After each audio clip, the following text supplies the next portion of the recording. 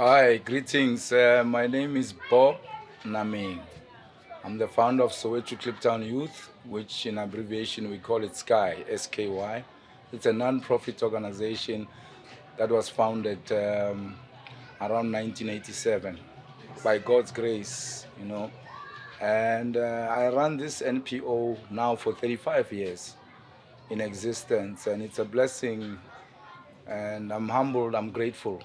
So to Kliptown Youth, it's all about working with young people, children, even elders, actually the community at large.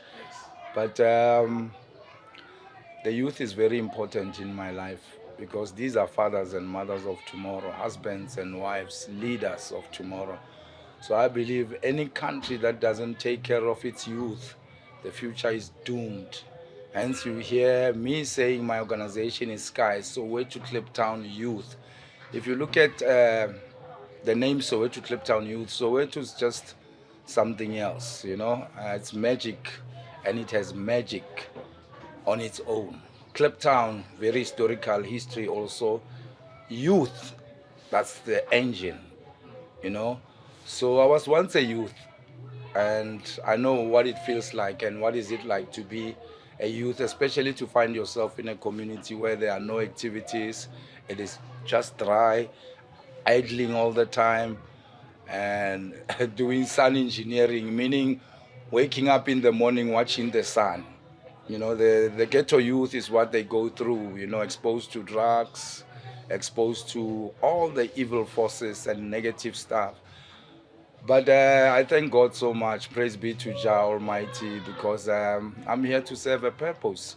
Like I say, I'm passionate about young people, and I've been granted that a chance to travel the world and see outside.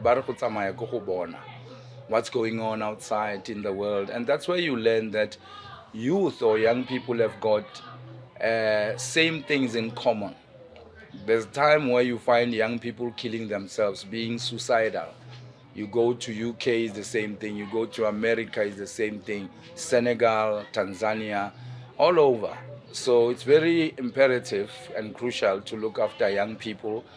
And the good thing is that what I've learned about our young people, they know what they want. They know what they stand for. It's just a matter of giving them a hearing. It's one of the things that we're lacking in our communities, just to give them a hearing and listen to them as to what is it that they'd like to see happening in their lives. But we seem to be ignoring them, rejecting them, judging them, because of the pollution around them, the destruction around them. Just like I explained, that young people all over have got these common challenges and needs as well.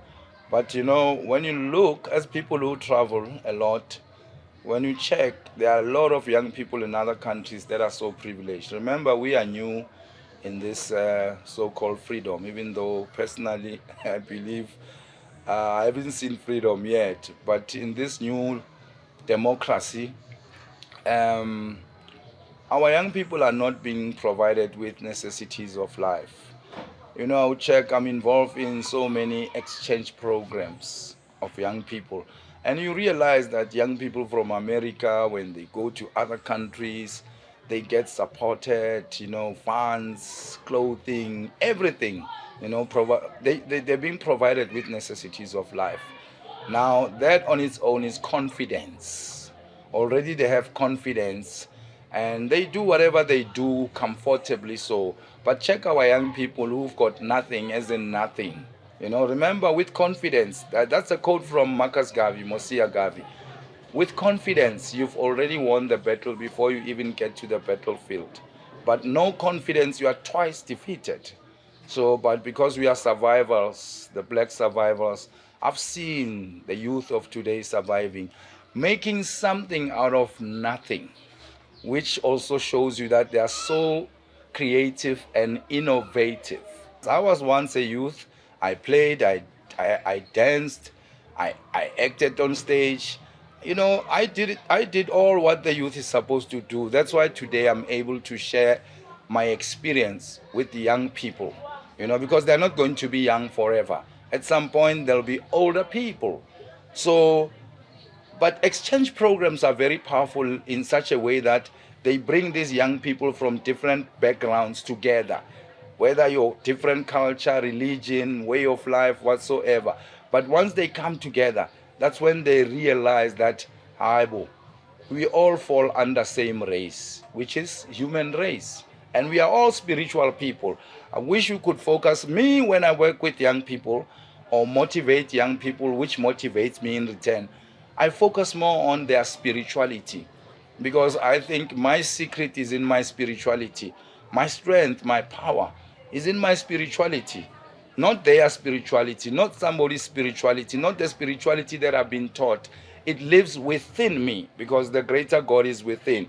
So you also emphasize the issue of spirituality. Then you start seeing young people that they are thirsty, they are hungry. You know, they don't get to be involved or indulge in such conversations. And then once they realize their own spirituality, it gives them HOPE, hope. And hope is very important.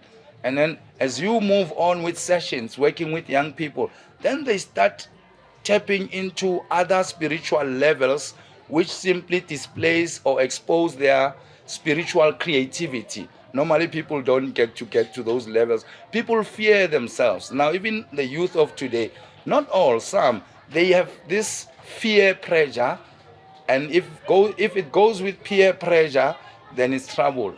Ke mathata. So young people are very smart. Culture Joseph Hill once said, don't trouble the youth man of today, because youth of today, they are not like youth of 1976, you know. And we're living in the fourth industrial revolution. You know, technology, if you should check what they do with technology, even if they didn't go to school for technology, but it's within them, you know, it's the time that they're living in. So youth is very important in each and every country. We need to revisit ourselves. We need to go back to the roots. We owe them some explanation. We owe them some information, some knowledge, because knowledge, the purpose of knowledge is to share it.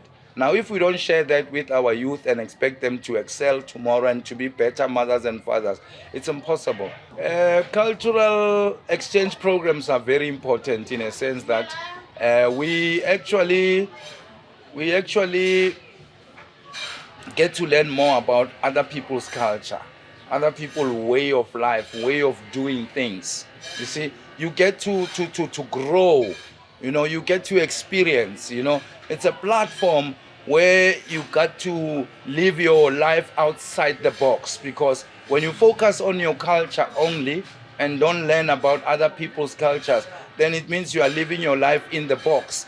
And then normally where people don't learn about each other's culture, you find conflicts. You know, my culture is better than your culture, or I don't agree with your culture, you know. But once we learn and in exchange, then we become better people. Remember, at the end of the day, if you English, I'm African, and we sit down together and share, at the end of the day, I already have an idea as to how do English people live. How do they do things? Same with you. In Africa, how do we do things? Because really, our cultures are different. I'll give you a typical example. In Africa, it's not a good culture to pass something to someone using your left hand. It's more like disrespectful. But you go to other cultures, maybe in Europe, they don't care whether you pass something with left or right. It doesn't matter to them.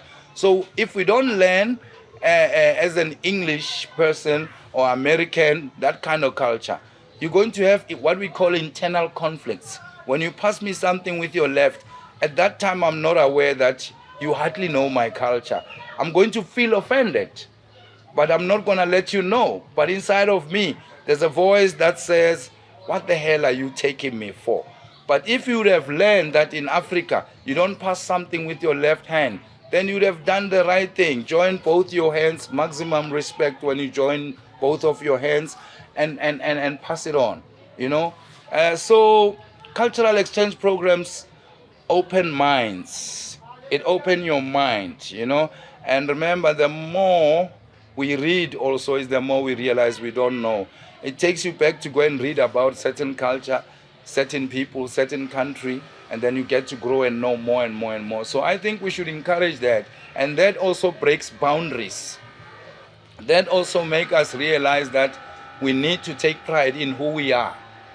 you know. So today we see people selling their soul to gain the world because they don't believe in their culture.